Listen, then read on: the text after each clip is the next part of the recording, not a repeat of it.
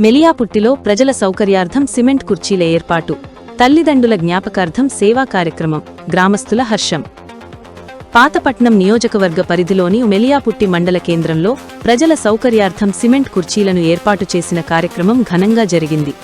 ఎరుసు శ్రీనివాసరావు గారు తన తండ్రి ఎరుసు అప్పారావు, తల్లి అమ్మాయమ్మ గారి జ్ఞాపకార్థంగా ఈ సేవా కార్యక్రమాన్ని నిర్వహించారు.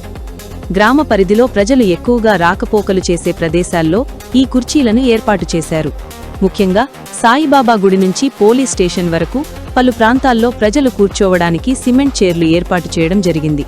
వృద్ధులు, మహిళలు, ప్రయాణికులు విశ్రాంతి తీసుకునేందుకు ఈ సదుపాయం ఎంతో ఉపయోగకరంగా ఉంటుందని స్థానికులు తెలిపారు.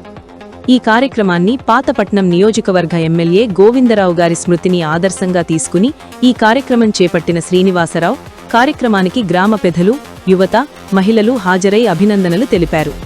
గ్రామస్తులు మాట్లాడుతూ ప్రజల అవసరాలను గుర్తించి ఇలాంటి సేవా కార్యక్రమాలు చేపట్టడం అభినందనీయమైన విషయం. గ్రామాభివృద్ధి దిశగా ఇది మంచి అడుగు అని పేర్కొన్నారు. భవిష్యత్తులో కూడా ఇలాంటి సేవా కార్యక్రమాలు కొనసాగించాలని కోరారు.